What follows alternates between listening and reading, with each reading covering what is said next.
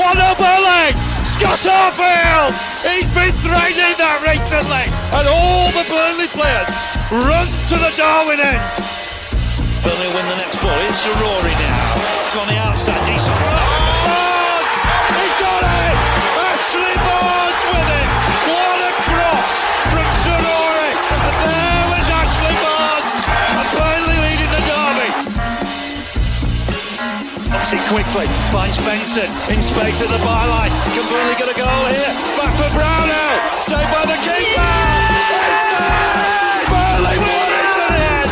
That is magnificent. They deserve that. On it by Forfantella. Off for a hat-trick. He's got it. Hat-trick for Nathan Teller. Oh, he's on fire at the minute. 3-0 Burnley. It's Nathan Teller's day. And Burnley are 3 up here. Fantastic derby. Here's Benson. Can he go on the outside? Comes inside. Top shot. Oh, the goal. Manuel Benson once more. That is top class. Burnley have done it. Fantastic. Clarets deserve the championship title. They've been the best side throughout the campaign. Burnley have won the second tier. What a fantastic achievement. The players have been magnificent.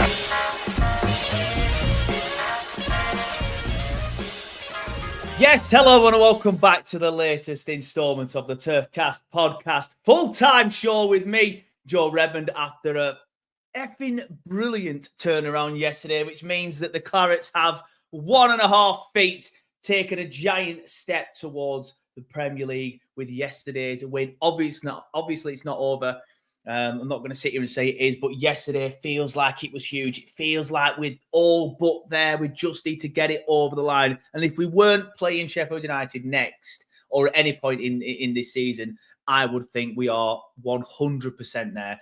But the fact that we have to play the team that's directly beneath us makes it feel like, you know, they can feel that they can affect us. And they can, obviously, if they come to Turf Moor and do what nobody's done this season and turn us over, then they have done exactly that. They can bring themselves right back into it. But on the flip side of that, Monday can be the promotion party. And I sort of hesitate saying that there because it feels arrogant. It feels like, yes, let's get up against the Blades. And I don't mean that with any disrespect to the Blades, just because they're the team that we've been battling against, obviously, a lot of this season and the last 2 seasons before that. So getting promoted against them will feel nice. I'm sure after 2009 and over the last couple of years that the Blades fans are pretty sick of us doing things in front of them. But yes, yesterday was fantastic. Don't worry, I've got some lads waiting in the wings who will bring them in. I've started doing a new thing where I just sort of like introduce the show myself, then bring them in. But I went down to Watford yesterday, as some of you will know. I've obviously posted some videos and stuff already.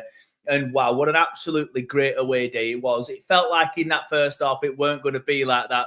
Like I said, on my fan reaction, I'm sitting there thinking, well, this player's going to leave when we don't go up. That player's going to leave. It's going to be the playoffs. I've got to play Sunderland. It's going to be... And I'm losing my head.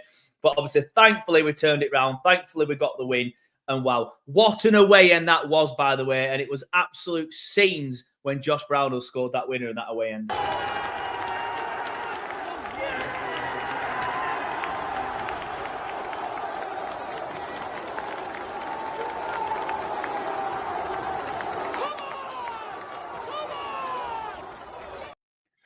Yeah, I apologise for my ridiculous voice on that, but you all know what I sound like by now. But yes, I'm pleased to introduce the lads. We've got Josh, we've got Nathan, and we've got the ever-present Andrew, otherwise known as always Clara. How are we doing, lads? Mate, all good. Yeah, all good after yesterday. Yeah, I bet you are. Feels really, really good. A really, really good win. Fantastic win. I will come to Nathan first. What were your thoughts on yesterday's win, mate? Because if you're like me, you'll probably feel that we didn't really play that well, especially in that first half. And I'm surprised. I'm going to bring some stats in a bit, like I always do, but I'm surprised the stats aren't a little bit more sort of like favoured in Watford's favour. It feels like when you look at the stats, it looks like we had the better of the game. But in that first half, they could very easily have been 4. They should be at the very minimum 2-0 up, because obviously they got the goal. That lad missed that header, which he should put away, and then Trafford makes 2 brilliant saves. It could have very easily been 4-0 to Watford.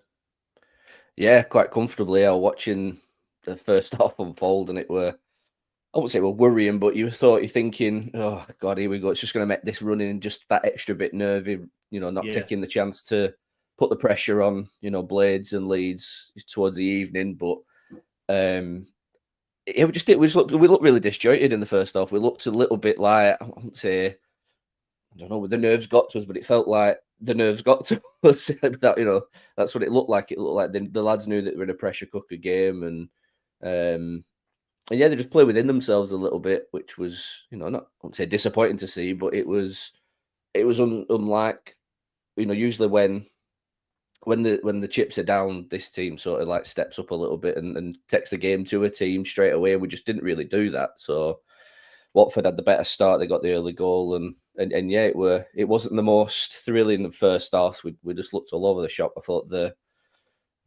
without mentioning player specifics later on down the line, but the couple of players just didn't look like they were playing in the right position, and they couldn't get into the game. Like the Brownhill and Cullen looked like they were marking each other out of the game and left a lot of space in for Watford, and then they just I won't say picked us off a lot of time, but they broke through the lines pretty quick in that first half, which we've not seen actually for quite a while this season, to be fair, and it were quite not shocking, but it were a bit like, oh bloody hell, hold on a minute, we're in a bit of a game. And that's the problem when you play these teams that have got nothing to play for. They don't have to play within themselves. They can just play with a bit of freedom and a bit of, there's no worry on their part. They can take risks, and it were paying off for them at the first half. But yeah, it wasn't the best start.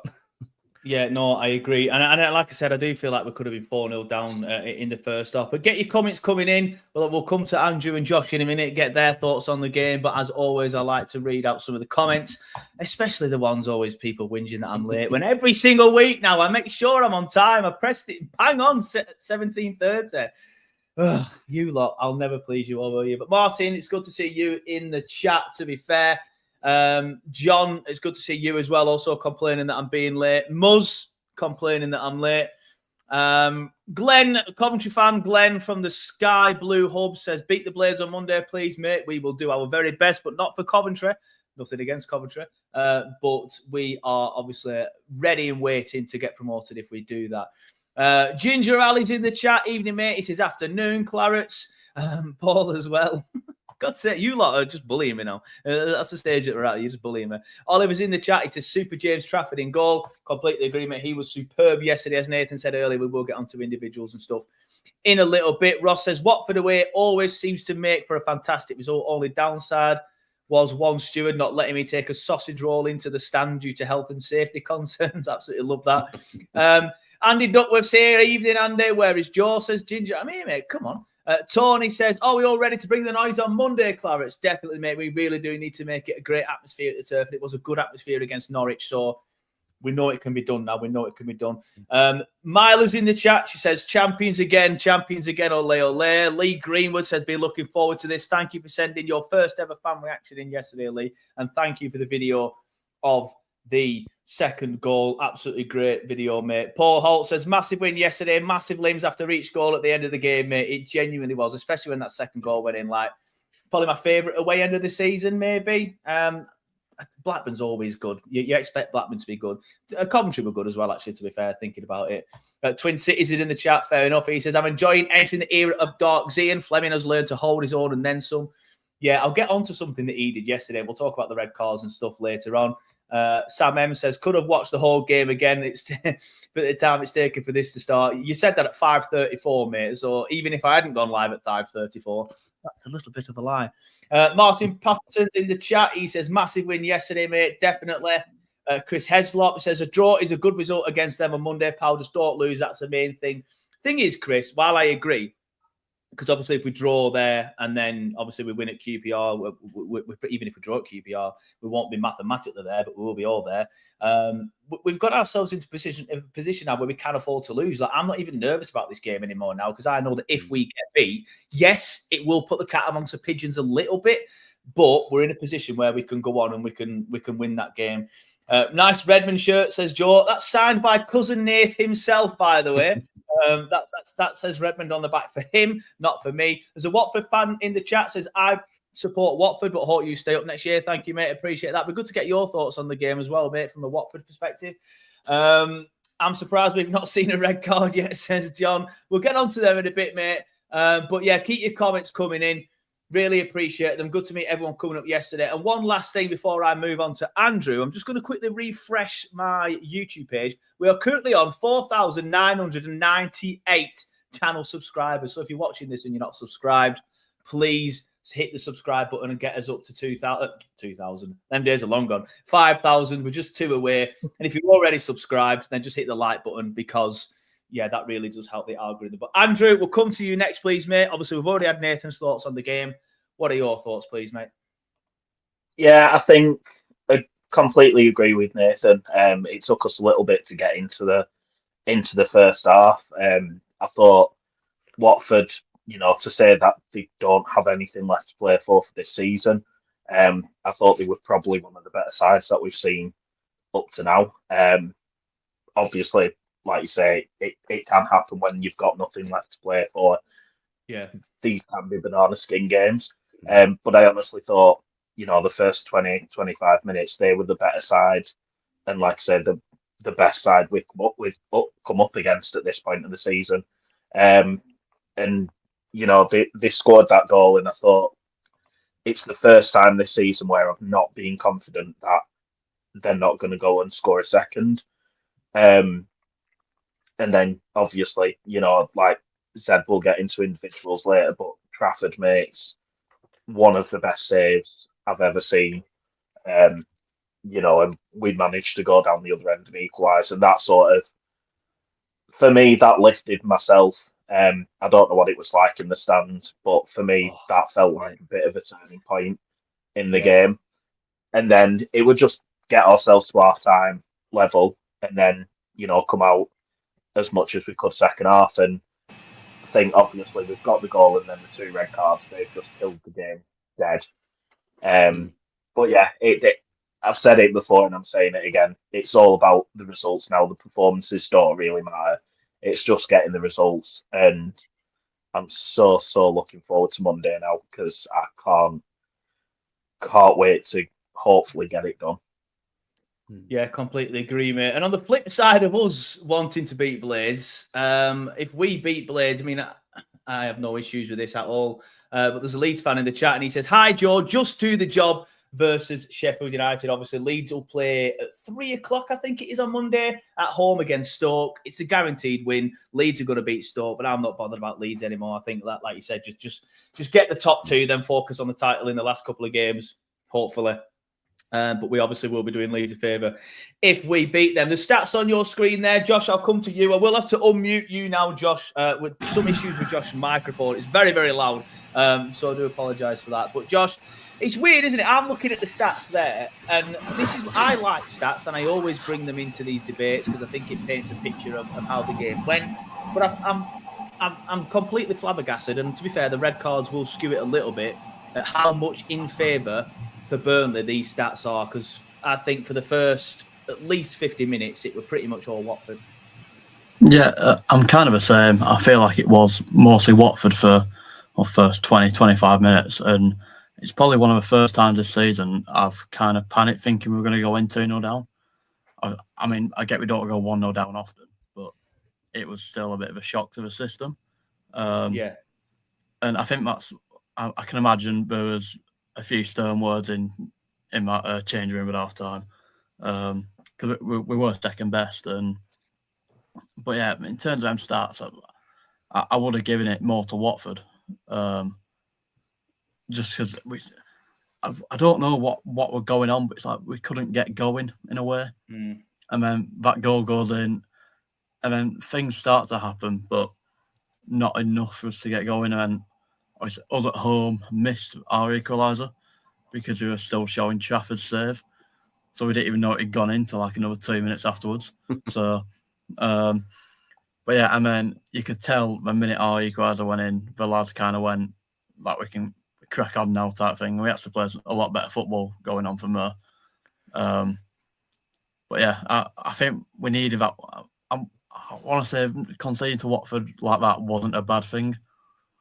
It kind of gave us that wake-up call of it's not done yet type thing. We've still got a long way to go. Obviously, with Sheffield Monday. I get you lot are quite confident. I'm panicking quite a bit. On the game itself, I mean, obviously we'll get onto that game itself towards the end of it.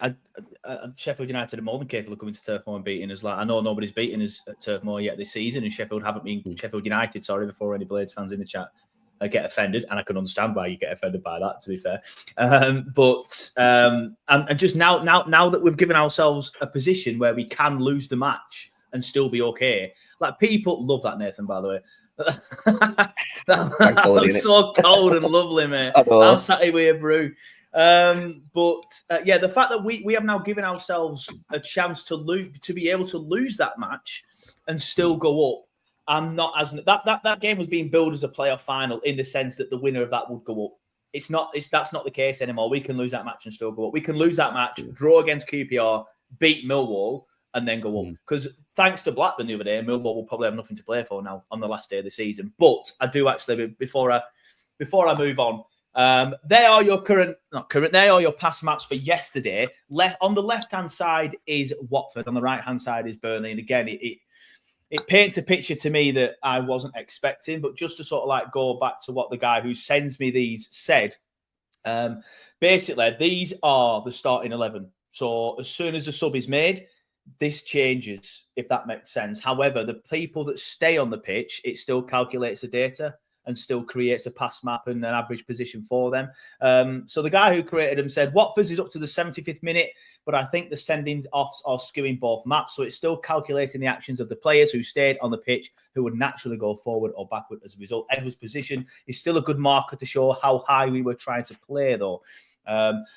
What else has he said? He says, just goes to show how much of a problem Edwards was, because if we're seeding central midfield to work on getting it to him wide with Hannibal as the overload, he isn't supplying. It's a big risk for little reward.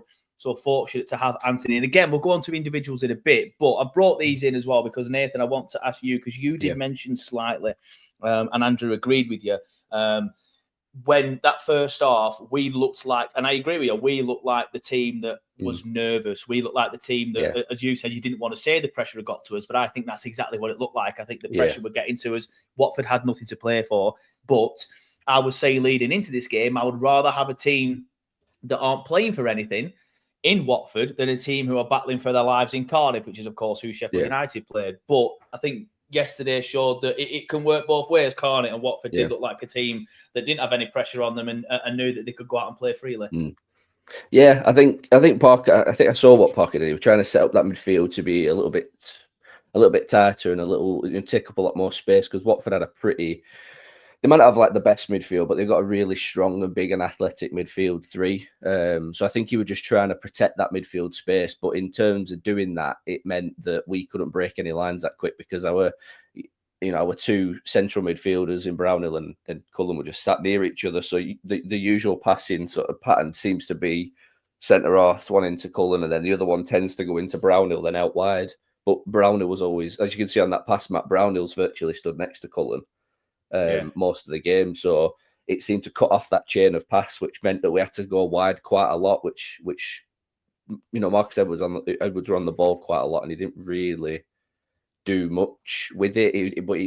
I think, again, we were lacking in numbers in midfield, so he couldn't bring the ball back into midfield and get that support that he needed. So once that change was made in the second half, and the midfield just opened right up again, then, which was it was our game to go and win at that point. It looked like we just dominated the ball completely in the midfield, but like I said, it definitely looked like the nerves were there, and I think they were definitely set up to not lose that game at the start, and then I think they just made that change and it flipped it into our favour, which was good. But fair play to Watford, though. They were really at us, and a lot of teams don't tend to do that against us this season. And, sometimes it can work in your favour to go at the team that's at the top and give them a bloody nose, and most of the time it doesn't work. But they were on the brink of causing a bit of I'm not say upset, but they really they just slapped us around the face a little bit that first half, and I think it took them into second half, and they had to wake up a little bit. Yeah, no, I agree. And obviously, I think that, we scored at a massive moment. That obviously helps as well. Scoring just before half time, you're going into the changing room. I mean, it could have been so different because obviously Trafford makes the worldie save just before that. Then he makes another good save after that. There's a comment on screen, Andrew, from David Holgate. He says, we've been scraping wins for just over a month. Normally in football, you can only do that for so long. That's what's worrying me. I think we were fortunate yesterday. Yeah, I think we were fortunate yesterday, but I don't think we were fortunate against Norwich. We could have been 4-0 up at half time. Second half wasn't great against Norwich, but Coventry again. If it weren't for that offside goal that they scored, they would have won that comfortably. But I do feel like we were lucky. Yeah, I'm more than happy to say that I feel like we were fortunate yesterday. I feel like we probably scraped, not scraped yesterday, because I think we showed great character to come back, and we were probably worthy of the win in the end. But as I've already said, without a world-class goalkeeper, which I think we can all say James Trafford definitely is now. Even James Trafford himself said it on ITV Sport yesterday. Love the confidence from the lad, by the way. But Andrew, your thoughts on that? Do you feel like we've been scraping wins, or do you just feel like yesterday we were a little bit fortunate? No, I think that's a bit harsh. Like I said, I thought Watford played very, very well. Not necessarily us being poor. Like, I'm not going to sit here and pretend that we were absolutely fantastic for the first 20 minutes, but Watford were just better. Like, we were poor. But I feel like saying that we were lucky and, scraping wins is a little bit harsh. Against Norwich, we could have put them to the sword and got another couple of goals in that first half. All right, they pulled the goal back, but and made it nervous. But that first half, we could have, really put them to the sword. Coventry, if it weren't for a dodgy offside goal, would have kept a clean sheet there. And yesterday, after they'd had the players sent off, again, we could have really put them to the sword and gone for a third, gone for a fourth. But at that point of the game, there was no need to. They're down to 9 men. And again, I'm sure we'll go into it later, but they were down to 9 men. What's worth risking going forward for an extra goal and, risking a potential injury or risking them breaking on the counter to go and equalise to make it 2-2, or just knock the ball around for the last 20 minutes when it's basically job done. So I think it's really harsh to say that we've been scraping these wins. I think it's just all about getting the job done now, which we all know is what Parker's been brought in to do. Yeah, I agree with that. It's not about performances at this stage of the season. And even though I admit I thought we were poor yesterday compared to, especially in that first 40, 45 minutes, I'm not overly arsed because we got the win and that's all that matters. Josh, I'll come to you next, mate. There's a comment here from Phil. He says, haven't seen a side this season go in as hard as Watford did. From the first few minutes, you could tell they were up for a scrap, properly fired up. All body, no ball. But then he goes on to say, but the fact they ended up with 2 reds and an L on their own patch says a lot about us. That's proper grit. Didn't bite, didn't get dragged into it. Say we didn't bite, mate. I feel like we had a bit of a hand, especially in that first red card, but we'll get onto that a little bit. But Josh, your thoughts on Watford and the way they played yesterday? Do you think that feels right when he says that they tried to come at us and kind of like drag us down to their level, turn it into a scrap like some teams have done? And to be fair, Blackburn tried to do it. Derby tried to do it.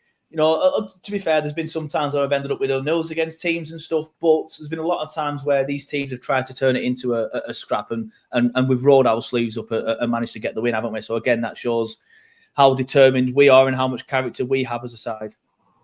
I do agree with him in a way of, obviously they've got nothing to play for, so they can go at us as much as they want, because if you lose, oh well. If you win, that looks great for them. They beat a very good Burnley side. So they can kind of take the risk of trying to bring us back down to their level, because if it goes wrong, it goes wrong. And obviously it did, because we got 2 sendings off. But it's for them first half an hour, we kind of got dragged into it a bit of going into battles we probably weren't going to win. And we didn't play our game, so that's what's let us down. But I don't agree with the scrap wins thing, because there's a lot of different situations you could look at. So obviously we speak about Coventry. The goal was offside, but Coventry's a very tough place to go, especially at the minute with what Lampard's done. And I've said it on like my fan reactions a few times, but it doesn't matter how it does matter, but if we get the win, we get the win. And I said it about Leeds. I know what you mean, though. At this stage of the season, mate, it don't matter. So you are right. Yeah, it's like when we saw it with Leeds when I think it was a Sunderland game at Ellen Road. Like Sunderland were a better team, but Leeds went and won 2-1. And they're the games that get you promoted, where you're not playing well, but you go and get a win. Obviously, especially away from home as well. At home, it's a bit different, but I think away from home, even just to go to away to a side and go and get a win, it doesn't matter how you play, just get the win. Obviously, when you know Sheffield still has to play, actually, you can't focus on what other teams are doing. It's just get your head down and get the win. It's like I'm sure Parker would not have cared if the 2 goals went in off Lemmy's arse. Like I'm sure he would not be bothered because we still get the win in the end. So yeah, agree with that, mate. I do want to come to you, Andrew, on something actually, because I was just listening to you what you were saying then. In fact, I'll come to Nathan first because you kind of already sort of said your point on it, Andrew. But Andrew, you were saying again. This is for Nathan. That last 10. My only criticism from yesterday is what I'm trying to say is that last 10 minutes. Like when they went down to 9 men, I feel like, and again, I completely understand why we did it. Like Andrew said, the thought process was probably job done. But in my head, I'm there and I'm thinking, right, why is it still 2-1? Why is it still only a 1-goal cushion? These have gone on to 9 men. It's not like they're down to 10 men. 10 men can sometimes be difficult. They get 2 banks of 4 like Blackburn did and just sit at the edge of the box and say break us down. And when you don't have an out-and-out striker, you can sometimes struggle. Yeah. But yesterday, it was 9 men. It's different. I feel like we should have put the game to bed. I don't feel like we should have been piss-farting around with it at the back. That was my only criticism yesterday. What were your thoughts on that last 10 minutes, Nathan? Because for me, they were completely unnecessary. And if it weren't for another great Trafford save towards the end, it could have very easily been 2-2. Yeah, it was. Yeah, it was a little. It was too nervy for the amount of personnel on the pitch. Really, against us. It was far too nervy and it was far too careless. I think, but I sort of sympathise with the players because, like I say, you just said it there. When you have 10 men, it can be difficult to play against. When you just get 2 banks of 4. You probably even get a bank of 6 and a 3, a 3, a 4, 3 in front of them. And it's really difficult. But when you have 9 on the pitch, it must completely throw your whole rhythm. I think I said it in my fan reaction. It must just throw that rhythm off completely. Them spaces that you don't expect to be there are suddenly there, and then. You've worked on these patterns of play for weeks and weeks and weeks, and you find yourself in, instead of 10 yards of space, you actually find yourself in 30 yards of space. So you don't need to make that quick pass or that quick bounce back. So I think it were a mix of both. I think it was a little bit of not naivety, but a little bit of carelessness, letting them get back into the game. But also, I think it probably confused them a little bit. I said there's still a lot of young players, a lot of not inexperienced players, but like.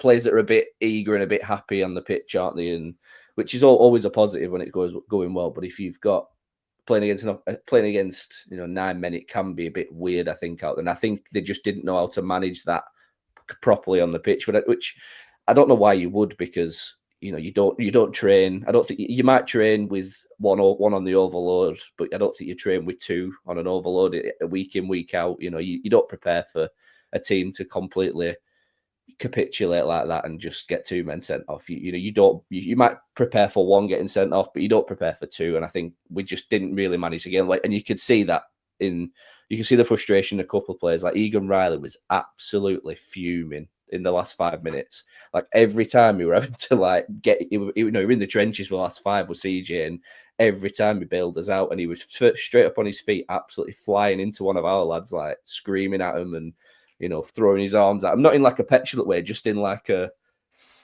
what's going on, lads? What are you doing? So, yeah, I'm sort of sat in between the two sort of thought process. I think it was a little bit careless on our end, but I also sort of sympathise with the lads a little bit. It was a bit of a weird circumstance, and I also felt that the players reacted by the ref. They felt a bit nervous about going into challenges because that ref all of a sudden just got card happy off everything. Yeah, well, Sarmiento got booked for being pushy, if I remember rightly.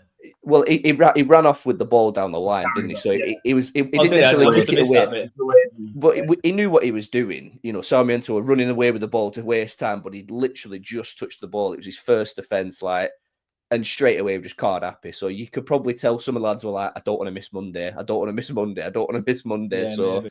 it would all just a bit of a mix of weird goings on. I agree with you there, Nathan. I feel like that was part of the reason they were so conservative, not just for, the discipline side of it, but Watford were chucking tackles in here, there and everywhere. And once they got 2 men sent off, they were still doing it.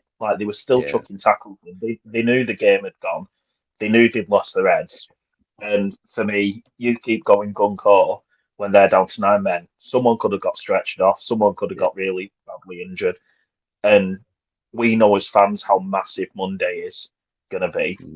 Yeah, of course. They know themselves how big it's going to be as well. So I agree with you there, Nathan. I think it's all focus went to Monday as soon as they got 9 men.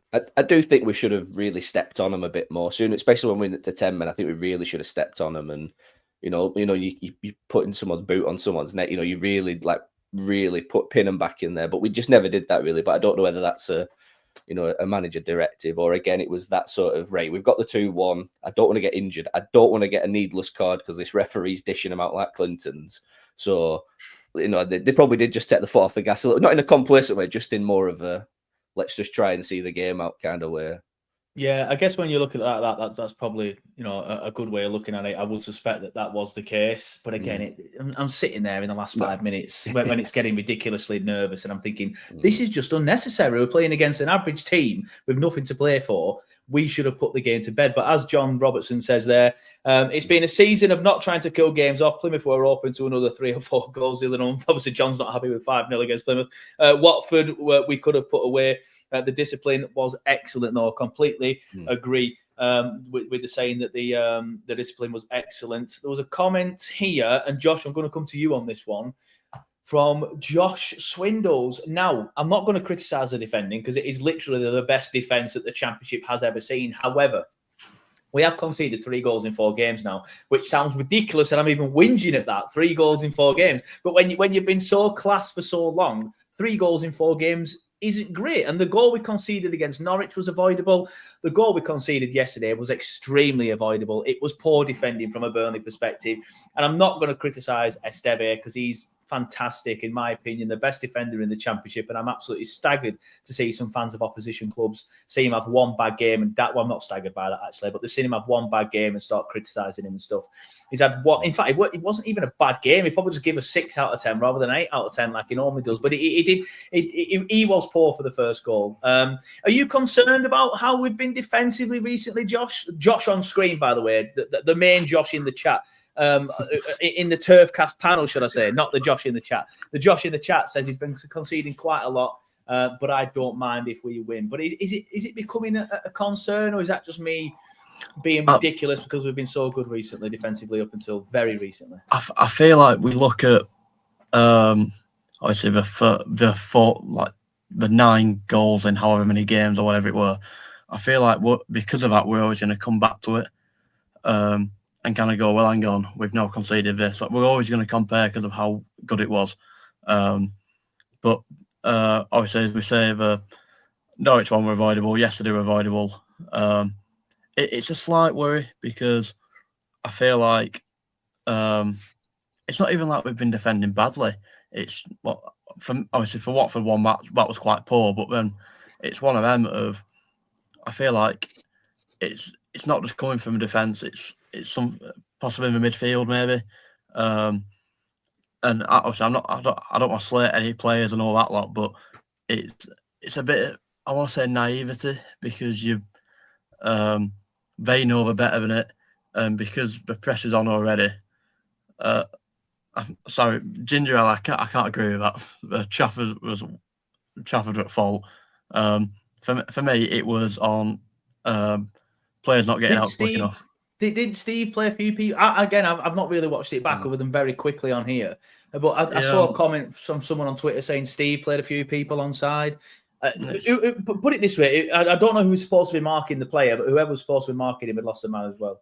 It was a free header. It was supposedly Steve's man, is what it looked like from a replay. But for me, the cross shouldn't go in anywhere. We should have been quicker out. It seemed that Edwards was marking both players up with her, and then he pushed up and he kind of went, well, hang on, where's my, like, for example, Roberts, who should probably be there. And he kind of had to then, because he was marking one man, he had to get across. It allowed him to get the cross in. So it's like miniature mistakes or all round that kind of led to the goal. It wasn't. Obviously, Steve did lose his man, but he wasn't lucky to. Obviously, he jumped to try and get it, but he just got over his head. So obviously at that point, it's a free header, really, isn't it? So. Yeah, this is the point where the cross comes in. So I guess that's a point you're making there about Roberts. But Nathan, you were agreeing with that. What do you think went wrong with this goal? I just look at that. We've not closed the cross down.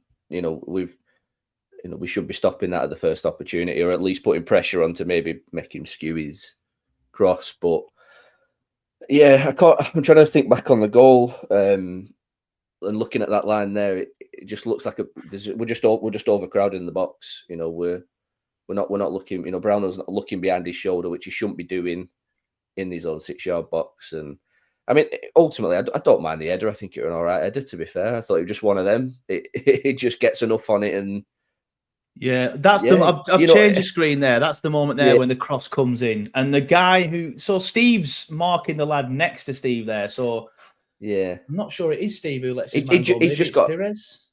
Has he got a run on him? It's Perez, isn't it? I think it's. So I'm assuming it's the one next to Perez that scores the header. I'm trying to remember it in my head. Yeah, it is. He's just got a run on him. It's Perez that's not marking him. So if you've got your back to goal and you're trying to defend it, but an attacker's got a run on goal to head it, the attacker's going to win 9 times out of 10. So is it a horrendous goal to concede? I don't know. Are we nitpicking because this is only the 14th, whatever time, however many times? We don't get to do this very often. So are we being overly critical because we don't get to see this very often? I don't know.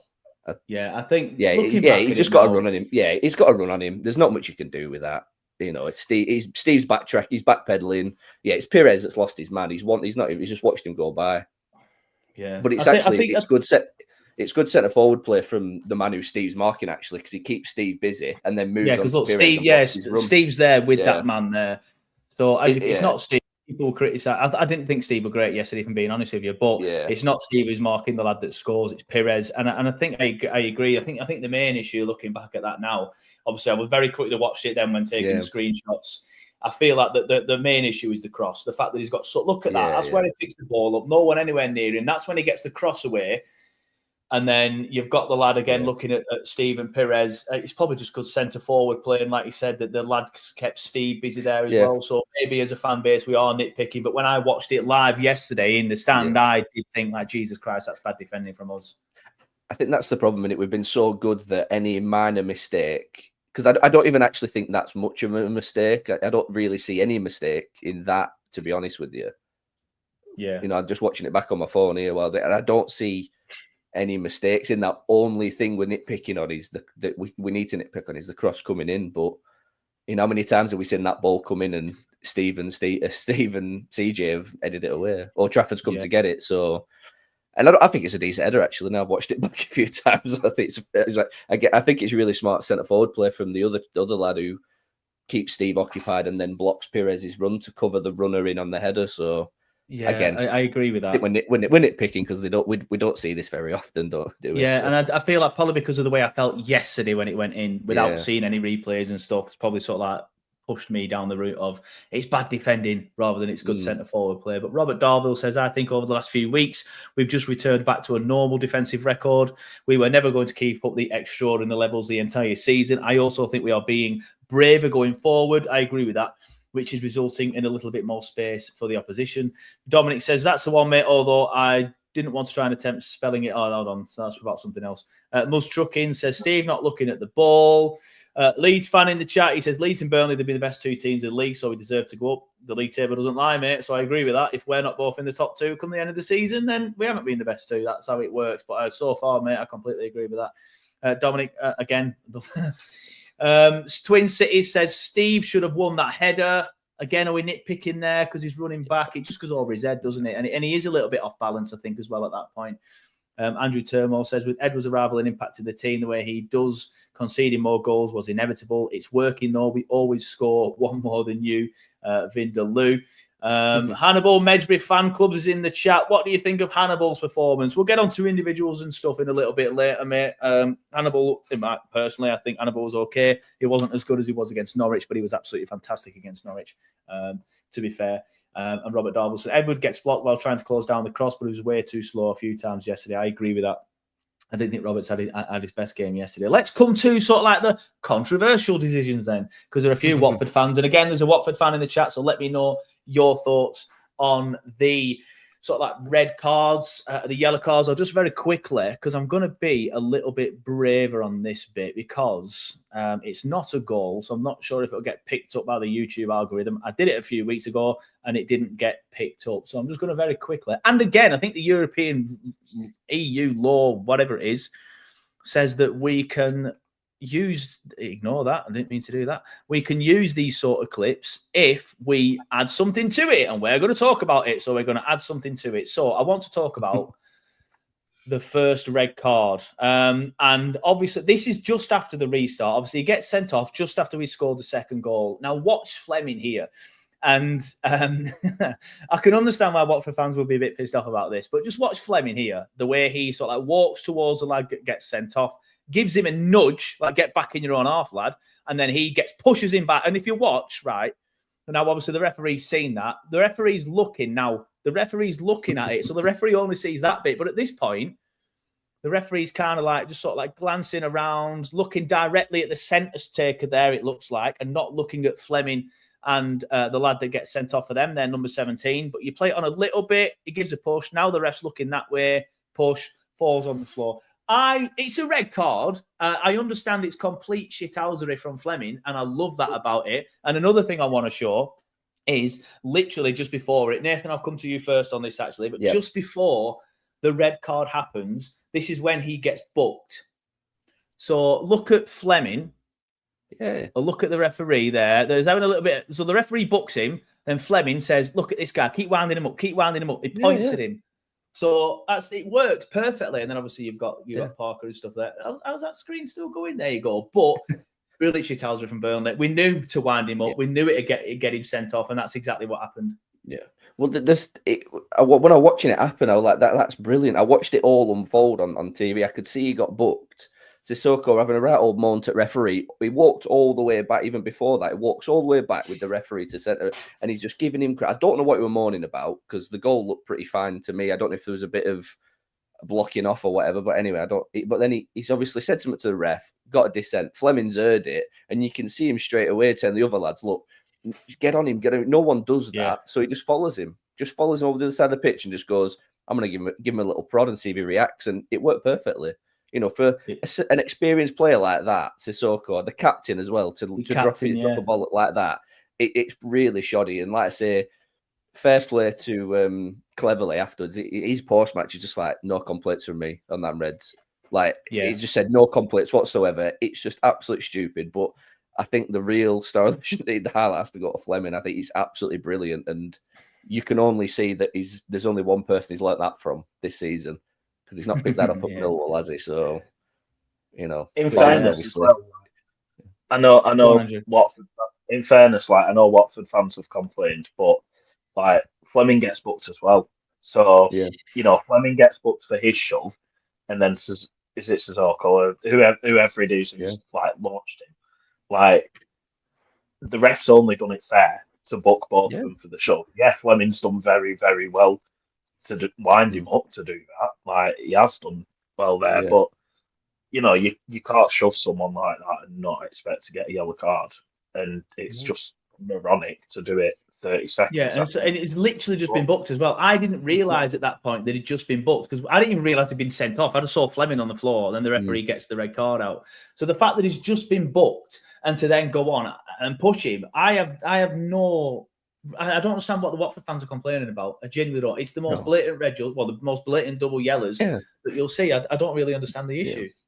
That was the overriding point that I was reading. They were like, say, Watford fans were complaining, but it's like they're two of the easiest yellows you can get. Like, it happens all the time. There's a bit of argy-bargy, tit for tat. One player pushes another, they both get a yellow card. There's no complaints from anyone about that. If that had happened in isolation and they both got a yellow card, we wouldn't even be talking about this.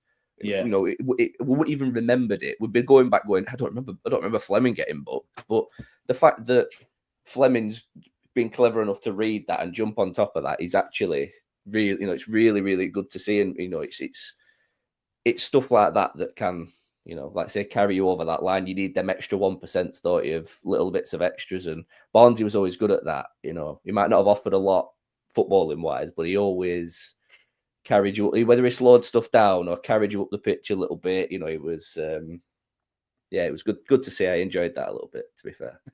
Yeah, it's good to see that the Burnley we all know and love are back because we're winding people up, getting people crying on Twitter, and that's exactly what it felt like yesterday. Josh, I'll come to you next on this one. The second red card was for something that I felt at the time potentially should have been a straight red, an elbow, kind of like in, I think it was Edwards' face. I'll just quickly play it back now. So the ball skews up here. Header, bang, leads with his arm. Unfortunately, I have quickly just watched this back again while Nathan were talking about that, and there is no replay of like a closer view of it. But just watch there, you can see that he leads with his arm straight in Edwards' face. Again, Josh, it's a blatant second yellow card, isn't it? Again, I just can't understand what the Watford fans are complaining about. And if anything, it's the Watford fans losing their red more than anything else, rather than Burnley were being horrible, as the Watford fans were saying yesterday on Twitter. I don't understand how Burnley, the horrible club, when Watford ones are the ones pushing our players and elbowing them in the face and getting 2 players sent off. Yeah, for me, that one was clearly intent there, like with his elbow. It's not just he's turned quickly and his arm, because sometimes when you turn, you can put your arm there, but he's clearly gone into with his elbow there. But I just don't get it at all. It's 2-1. I'm down to 10 at 2-1. That's not like, you can still go for it a bit there. Yeah, it's not like it's like the game's out of their hands, like too far away from them. But what were there? There were 9 minutes between cards, so it's just calm down. It goes, just to bring this back in as well. Don't know if I'm getting overconfident here and YouTube are going to ban me, but it goes to Cleverly. He's like, lads, just calm down. And like you said, I've not seen he's a lot. He knows that they've lost their heads there, and I completely agree. I feel like Watford have completely lost their heads here. They were very close to losing a third as well, because the lad who took the armband off, I can't remember his name, but he's there like applauding the referee in his face, gets a yellow. Loser, 3 minutes later, absolutely wellies Cullen back at legs. You know what I mean? Straight on touchline and absolutely wellies him. So he could have easily got another yellow card, and bang, you've had 3 sent off. So I don't understand our team. Well, maybe it's just frustration that they've got absolutely nothing to play for. There's nothing to GM up, nothing to fight for, so they're just going to fight for themselves. I don't know. Yeah, literally fight. Literally just fight. Yeah. They were literally, like, the first half, though, they were the better team. So they just let them, like, that's the thing that baffles me. If it were like... Probably a lot of frustration boiling over as well from the fact that they've thrown that away. But, like, they still had everything to play for in that game, and they've just let themselves. I think with that, like, this obviously we've seen the Wilder head loss, haven't we? And and we sometimes bemoan Parker. He's a bit boring and a bit blasé, but I think it's one of them in it that his calmness, I think, bleeds onto the pitch, doesn't it? And while everybody's losing their heads, it's important to stay calm in it no matter what. And we did that. Parker's done that all season.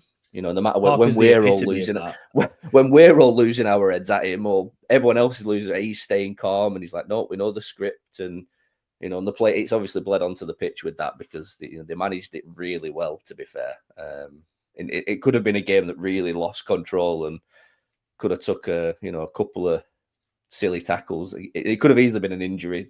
One of our lads could have gone and been heavy in, and just to get a bit of payback on someone and done themselves injury or get a red card. So yeah, I thought they dealt with it really well. Yeah, completely agree. I feel like we did. And obviously, I said at the start of the show, you may have just seen a quick fist pump from me then. I said at the start of the show that we were 2 subscribers away from 5,000. Well, I am pleased to announce that Turfcast Podcast has just reached 5,000 subscribers on YouTube. So thank you, everybody, for subscribing. I really appreciate it. If you are watching on Facebook and you're not subscribed on YouTube, just quickly head over. Let's try and get to 5,100 or something before the end of the season, because my target was 5,000 by the end of the season. We've got 3 games left. Let's set a new target. As Ginger Valley says, like and subscribe, guys. If you have already subscribed to the channel, just give it a like. That helps the algorithm. If you're watching without subscribing, then please feel free to like it now. But yes, I appreciate your support. Thank you, everybody. Congratulations, says Mark. Appreciate that, mate. Like the video, says Dom. Philip Redfern. Clap 5K. Congratulations, Joe. I know, mate. Buzzing, mate. Buzzing, mate. Let's hope we get to 100K and I get a silver play button. But if I ever see a Burnley channel with 100K subscribers on YouTube, I will flash it. There's absolutely no chance. But we need to talk as well about a certain somebody who is in our goal, because he was superb. And I said it on my fan reaction, and I don't want to use the phrase "made me eat humble pie," because I do feel like I always caveated my criticism with him last season of he will be a very good goalkeeper. And I always felt like last season the Premier League just came a little bit too early for him, and he's developed now into a goalkeeper that can step into a decent Premier League side, like he probably will do with Newcastle instead of us next season, and hold his own. But James Trafford was absolutely magnificent again yesterday in the net. And let's just bring in a save. Again, I'm getting arrogant. I'm getting cocky. I'm pushing the boundaries here with YouTube. If I could just very quickly find how to bring it in. But that save was absolutely superb. And now what I will say is I was directly behind this. So I saw it brilliantly. Genuinely, I saw it brilliant. I literally shouted, "Effing hell, it's in." And then I just seen it tip off his hand, hit the crossbar, and obviously without that goal, without that save, there's no goal. So let's just very quickly watch it. I'll just make sure it's muted. I think that's the key to getting around the algorithm. But yeah, he just picks it up in the middle of the park here, smacks it, bang. You just see the slight deviation from when Trafford saves it. I think there's a replay here just before we move on. I think it's the third replay right behind. Oh, there's another angle where it's so good. I've not seen that one yet, but that's probably the angle that I saw it at. I'll just stop that there because I don't want to show the goal just in case. But superb save, weren't it, Nathan? Oh, unbelievable. Like, you know, like I say, I'd said the same as you. Like, I remember being on these sort of like when we first signed him, and we were all saying like this is the best. Like I was saying that he's genuinely out in England #1 before we'd even signed him, because I'd heard about him in the City setup and obviously followed him not necessarily followed him, but you see the performance in the Euros and for Bolton, and you just what people, it's not necessarily what he does on the pitch now, it's what people are saying about him behind the scenes before all this, and he's like, everyone's saying he's a #1, he's #1, and James Trafford knows it. He knows he's England's #1. You know, he knows he's better than Pickford. He knows and he is. I genuinely believe there is no argument for it. And I actually think in the Premier League he was all right. He was just facing too many shots. That was a reality of it. If you concede in 30 shots a game, you're going to concede 5, aren't you? Really, you know, that's just the laws of averages. But this season he's been unbelievable. To stay in, the hardest thing for a goalkeeper to do is stay switched on when you're doing nothing. That's when you make mistakes, and I think the second half was evident of that. Really. He were pretty stagnant in the second half, but he made some, like, I think 3 very good saves. You know, there's one I think there's one that's just there's one as good straight as that, after we equalised. Yeah. There's one just as good as that where though.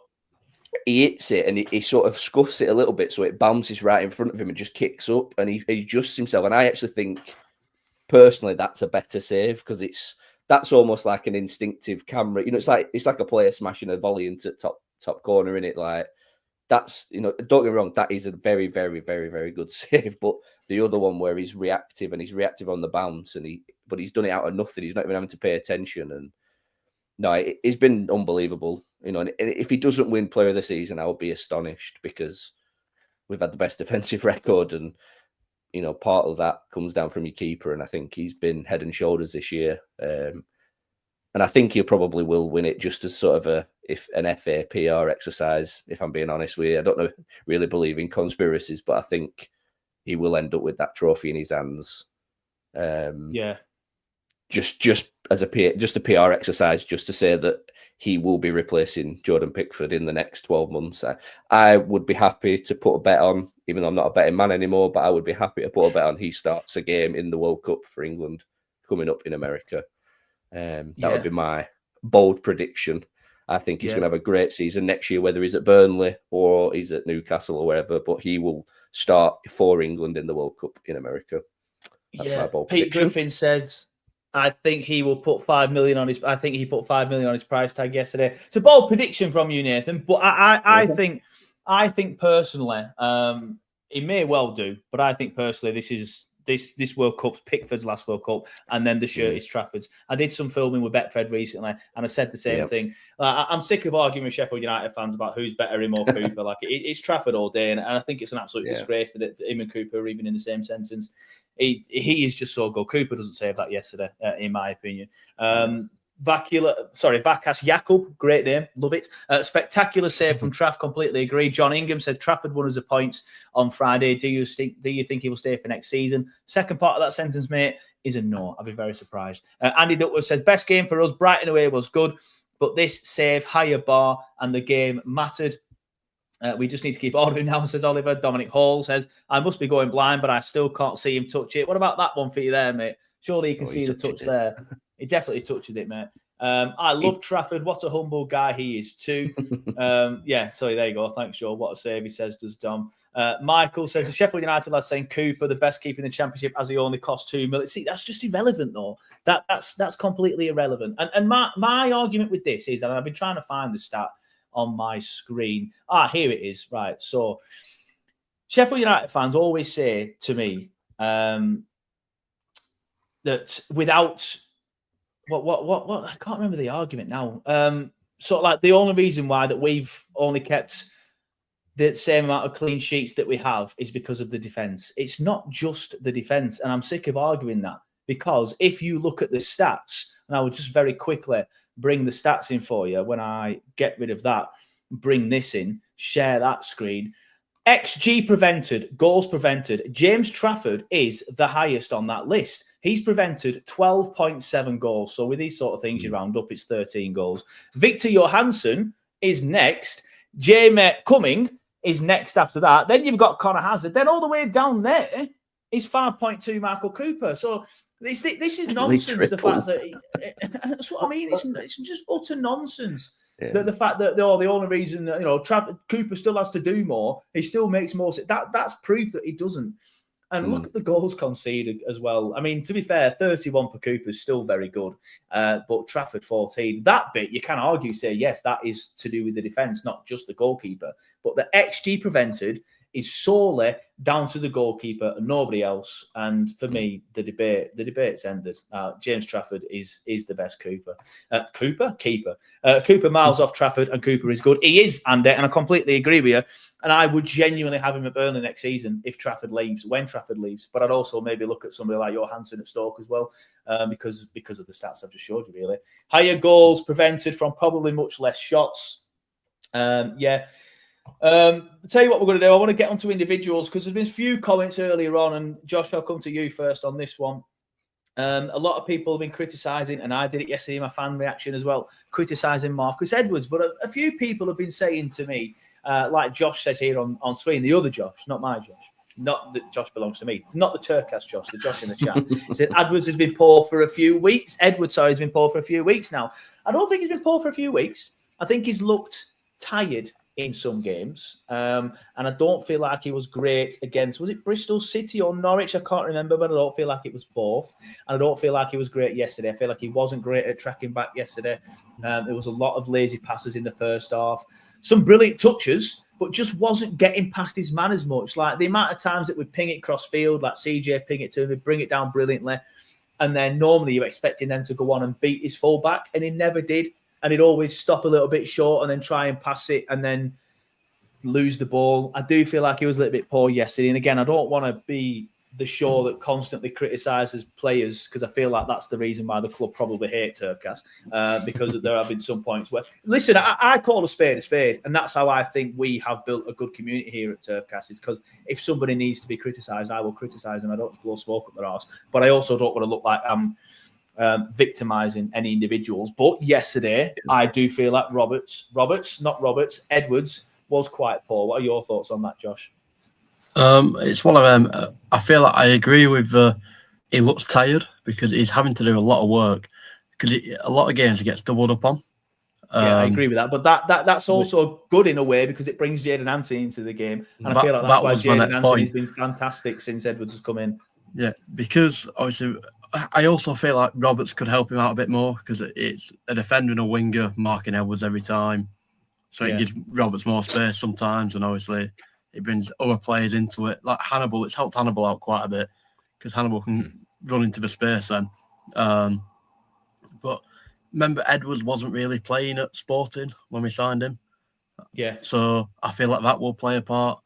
And we saw it with Anthony earlier in the season.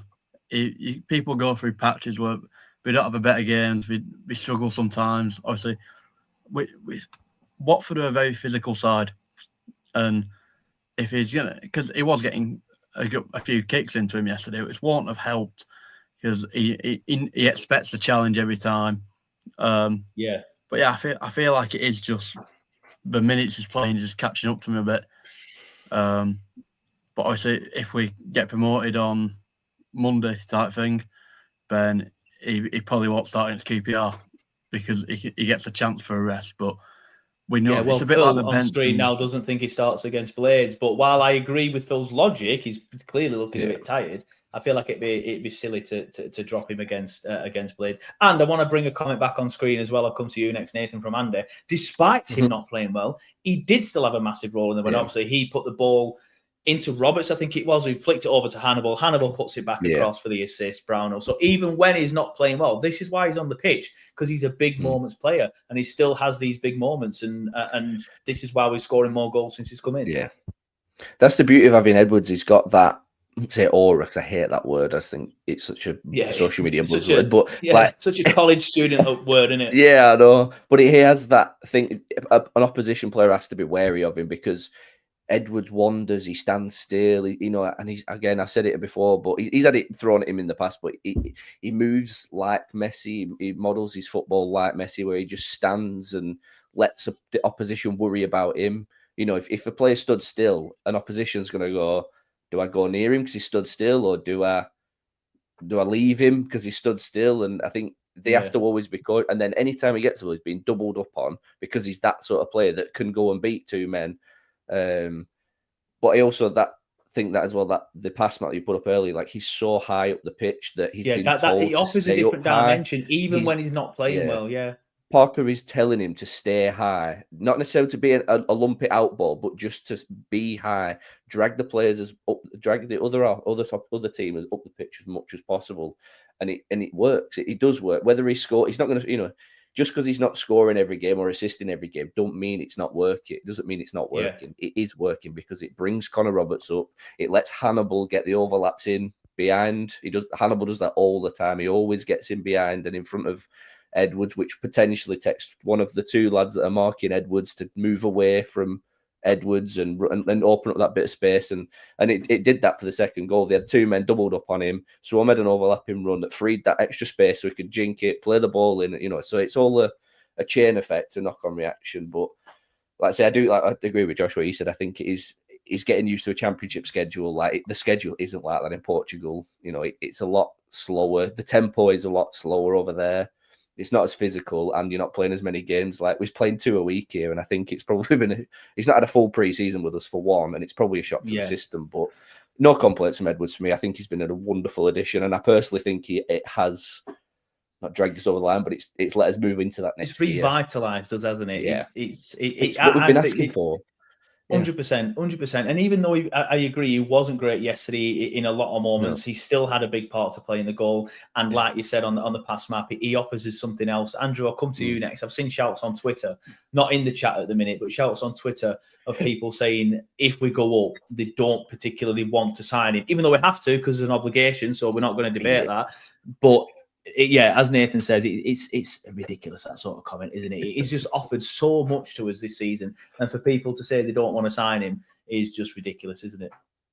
Yeah, I can't remember who it was the other week, but I got quite slated in the chat for saying he wasn't absolutely brilliant, and quite a lot of people took offence. Oh yeah, I remember that now. Yeah, because Chris said something, didn't he, on the chat? Then Chris, no, I remember that now. Yeah. And now it feels like everyone's sort of walking up to it. But no, like I said, he's one of them players where for 75 minutes he can be not really do anything. We ping the ball up to him, he can't beat his man. He won't pass it to anyone. He'll try his tricky feet and he'll lose the ball. And then all of a sudden, he'll do something like he did yesterday, where he's dinked it over, Hannibal's knocks it back across, and Brownhill's put in the winner. And that's what he's there to do. Like, we all absolutely adore Manuel Benson for what he's done at Burnley. But he doesn't track back and defend that much. He just scores worldies and brings something different to the team that no one else has. And that's what Edwards does with us. I'm not saying he was brilliant yesterday. He wasn't brilliant yesterday. He could have done better. But he has those moments which drag us over the line. And that's that's what we need. So to say that we don't want him in the Prem next season, if we are to go up, that's just a ridiculous statement. I think with Edwards, he's a luxury player. He's one of the, like I say, I call them type of players luxury players. When you've got every other position figured out, and you've got your systems figured out, you've got your patterns of play figured out, everything's ticking along nicely, which it is in our squad. There's no argument with that. And it was always, every time you listen to one of these, all four of you all sat there and was like, we need something, we need a bit extra, we need a bit of pizzazz, we need a bit of, a bit of something.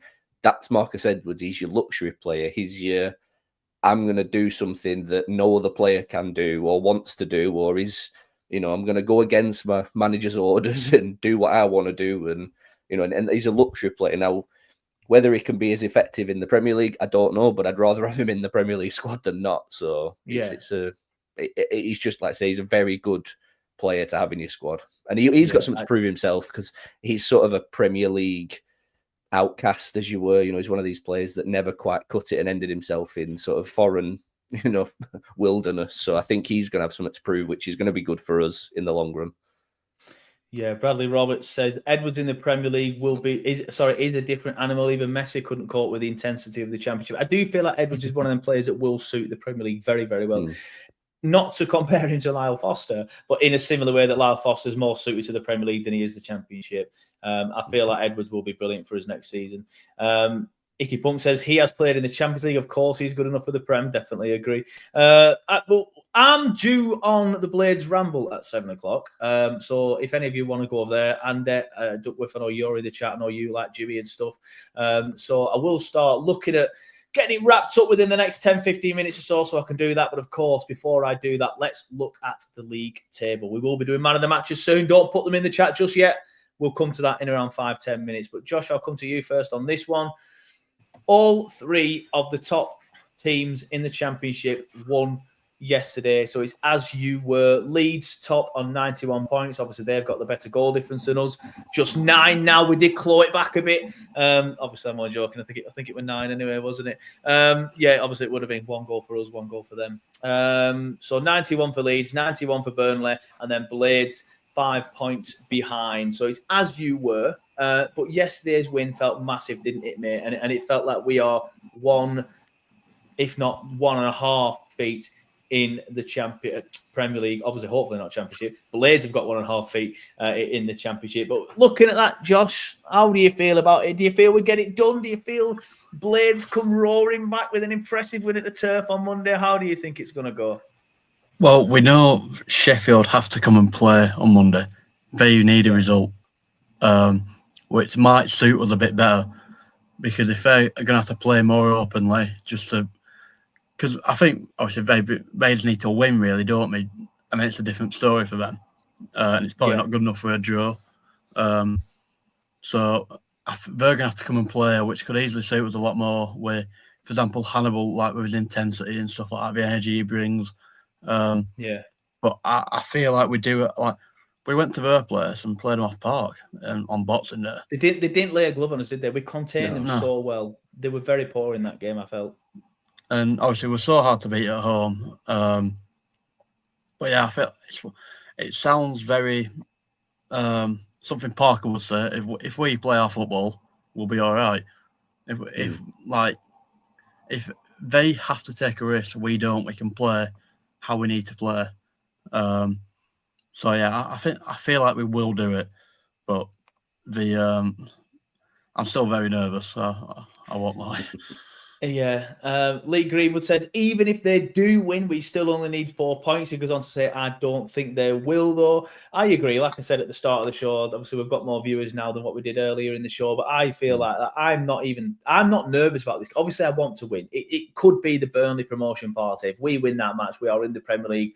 Job done. That's all that matters. Yes, then go on and try and win the title. If we don't win the title, I won't lose any sleep over it. Just get to the Premier League. It could be the promotion party. But the fact now that we can afford to lose that game and still go up, I'm not really nervous about it anymore, to be honest. Where I was a little bit nervous, but then Blades had that fall off in Fulham, and now I'm a little bit more like I'm not overly fussed. I'm not overly fussed is a bit extreme, but I'm not nervous about it anymore, is what I'm saying. Andrew, looking at that, how are you feeling, mate? Are you looking forward to it? Do you think we get it done? Must Trucking reckons an easy win on Monday. How are you thinking, mate? I can't wait. I honestly can't wait. I think by 7 o'clock on Monday, 7:30 on Monday, whatever time it'll be at full time, it'll be job done. I honestly think that obviously we know there's still twists and turns. There's 3 games left, but we play our football on Monday. The crowd is as loud as we can be. The atmosphere is like it was against Norwich. We'll do it. Like I'm never not confident for Burnley, but this is like I'm very, very confident. And then Leeds fall apart, and we've still got the title to win. So there's plenty of Leeds fans in the chat, mate. Be careful when you say Leeds fall apart. They're a bit very sensitive about it. Brian says he's shaking like a shitting dog again. Brian, calm down, mate. Calm down. We can lose the match and still go up. Like, as somebody said earlier, like if they would have been very nervy, agree, I would have been myself shitting bricks going on to that game. But now I'm fine with it. If they beat us, they beat us. But nobody's come to the turf yet and beaten us. We've got 2 games left. I would love to go full season unbeaten. Obviously, I've never seen Burnley do that before. It would be great to see us do it. And I obviously want to go and equal Reading's championship record. I think for us to get to 33 games unbeaten, which would be the record, I think, for Reading, we have to obviously go unbeaten for the rest of the season. But Nathan, obviously looking at that league table, how are you feeling about Monday and how are you feeling about the promotion? Yes, completely fine. Like I said, like you said there, asked me 3 weeks ago, and like I say, I was nervous about this game. I thought it felt like it could be a make or break, whoever wins goes up sort of thing for both teams. But their capitulation, their head loss, like I say, their whole Sheffield United's whole sort of what's the right word? But like what they're coming out with on social and stuff, it's always like back to winning ways and we got the job done. And it's like, you're clambering for any ounce of joy there. Like you've just got a very bog standard team, like win off a team that's just sacked the manager, that's in disarray. And the other thing, they're looking for positives. They're panicking because they know that Monday's their cup final. Their entire body of work of the season comes down to that 90 minutes. Like even if they win, it's still in our hands. It obviously swings the pendulum slightly back to the middle, so it's a bit of an equal weight. But like I say, we could just get a point and just be happy with that. I'd like to win it and get it done, but there's absolutely no pressure on us, and that's going to absolutely wind Chris Wilder up more than anything. I think it's going to make him make a selection, make a bad decision with selections, with his tactics. Like I said earlier, I think having Parker in the dugout, if you've got a general about to lead lads over a trench, you want the man that's the most calm, That you know, if of you course are, you do, yeah. you're gonna go over the parapet into certain death. You want the man that's gonna soften the blow as much as possible, not the man that's going, fucking hell, have you seen that over there? Don't go over there. You know, Yeah. like that's what Wilder's doing. He's bollocking him on the pitch, saying, you know, what have you done? You know, doing this. Whereas Parker wouldn't do that. Even if we lost 3-0 against Watford, it'd just be like, off we go, lads. Cut the fans, off you go. You know, and that'd be that. So, yeah, no worries for me. It's their cup final. They've got to take it to us, and I think again that suits us when a team takes it to us. We thrive on that. Completely agree. And But they have to play for us. They have to play against us. They have to come at us. It'll hopefully play into our hands. The only thing I'm a little bit worried about is if they come out all guns blazing, kind of like Watford did a little bit, and catch us cold. That's the only thing I'm a little bit worried about. But again, like I said, I'm not overly fussed now because we are in a brilliant position with 5 points being the gap and 3 games to play. Meaning, even if we draw, we just need a draw or a win between, against QPR or Millwall, and then we're there. We'll start wrapping it up there, but obviously one of the main questions that I always have to ask before I end the show is man of the match. So, of course, everybody in your comments, get your man of the match shouts in, please. I am not going to go first. I think this one could be another. We've had 2 full houses in a row. Now, I'm not putting any pressure. Lads, pick your player who you want in your head now and don't change it. Even if I come to you last and you need to do get it, it's the same one to keep it as a full house. But I'm already seeing a few different ones in the comments, to be fair. Andrew, you're first. Who's your man of the match, please, mate? I'm stuck between 2. Oh God, we're not going to get it. We're not going to get a full house, are we? We're not going to get one. I think I'm going to go for the man who, after how much stick he got last season and how chucked under the bus he got by someone who decided to bugger off to Germany. Someone who's just been knocked out of the Champions League. Well, yeah. I think the lad's come on leaps and bounds this year. He's been absolutely fantastic. And if it weren't for his incredible save yesterday, we wouldn't have gone down the other end and equalised and ended up winning the game. So it has to be Trafford. But shout out for Egan Riley, because I thought he was phenomenal yesterday. Great challenges. He was brilliant yesterday, CJ. Nathan, your man of the match, please. He's no clean sweep. It's Egan Riley for me. He was outstanding. I've not said this at all this season, but he was better than Estev in pretty much every aspect of the game. Yeah. He was head and shoulders above every player on that pitch in terms of attitude, aggression, passion. He felt like he was putting in a captain's performance. And I don't know whether that's, as someone said something in his ear because I think Brownhill may leave. So I don't know if someone said in his ear, next season, the armband's yours. I don't know, but he looked to me like a captain on that pitch yesterday. And I liked how pissed off he were at shoddy defending as well. And it really annoyed him. And not in a petulant way, but in a we're better than this lad's way. And that's a proper leader. That it's Egan Riley for me. Yep, fair enough. Mud Trucking says Trafford. Honourable mention to Fleming. Cullen says Brian Gott. Ginger Valley says man of the match Fleming for scoring the winner and getting Watford a red card or 2. Simon Harvey says Traff. Carl Ozzy says Trafford. Stuart says Trafford. Vakas says Trafford. Easy says Oliver Briggs. Trafford. Phil says Trafford. Andrew Turmore says Trafford. John Robertson says Super James Trafford in goal. Robert Darville says are Leeds going to be supporting Lancashire on Monday? Probably, maybe. But we're doing man of the match. Simon Woodhouse says Trafford all day long. Jose, says Trafford for that save. Doc Holliday says Fleming. Dominic Hall says Trafford. Mark Savione says Trafford, but Cullen a close second. Inky Punk says Trafford without a doubt. Hannibal Medry Fan Club says Esteve. John O'Callaghan says Cullen. Robert Darville says Trafford. Close. CJ second. Easy says Raymond Moorhead. Trafford. Lee Greenwood says, like I said, I think Hannibal was fantastic, but clearly Trafford was the main reason we picked up the 3 points. Most Trucking says Cullen is the next captain. Lee Greenwood says Trafford was the main reason for our 3 points. Trafford says Andy Duckworth. Paul Holt says Traff. I'm going for Traff as well. Without that save and the other save as well, we don't win that game.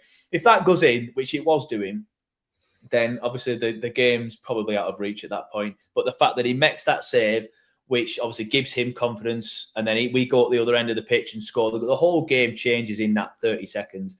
And then obviously he makes another save not long after that as well, to be fair. So for me, it's Trafford. Josh, your thoughts on man of the match, please, mate? It's, as we say, Egan Riley, he did put in like a captain's performance. For games like that, you need leaders to step up, and he really did. It reminded me a bit of the Sunderland game when he kind of got dropped into it, like early on in the season. He was unbelievable. We might have lost 1-0, but it looked unbelievable. But for the save Trafford made, and it just changed the game completely.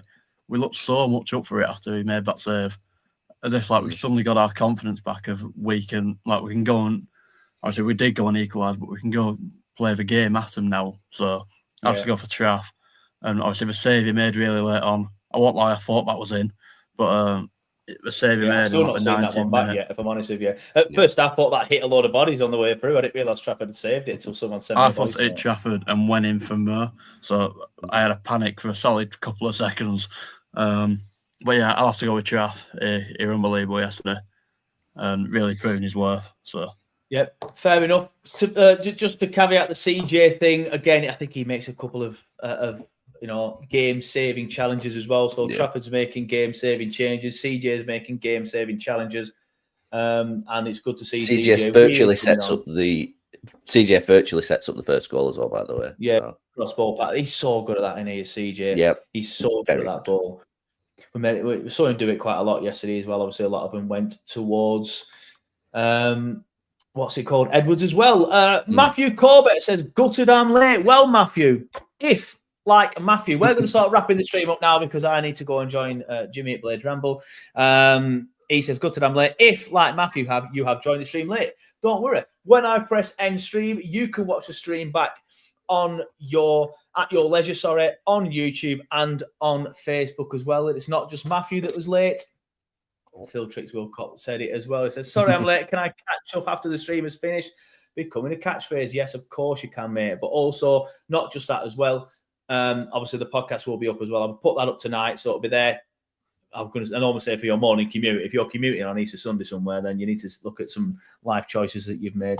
Yorkshire Carnival says, "Whose title is it going to be?" Can't see Leeds dropping any points now. Let's both just get up first, mate, before we both start falling out about that. But I'm sure you didn't expect Leeds to drop points at home to the likes of Swansea as well. Bristol City at home is going to be a tough game for you guys, or is it away? I can't remember. But you've got some tough games to play. You've got to play Stoke and Plymouth, though, so they're wins, to be fair. But again, I digress. I need to wrap up. Thank you to Nathan for coming on the show. Thank you to Andrew. Thank you to Josh for making, I think it's your first live show appearance, Josh, is it? Obviously, you've sent in a few fan reactions. First time on. But you enjoyed it, mate? Yeah, it's been great. Cheers for having me on that.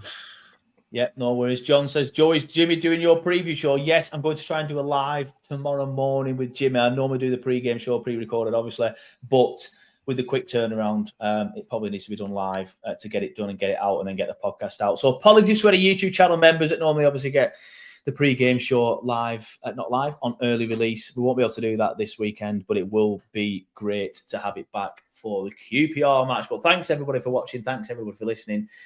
We will see you tomorrow morning. Cheers.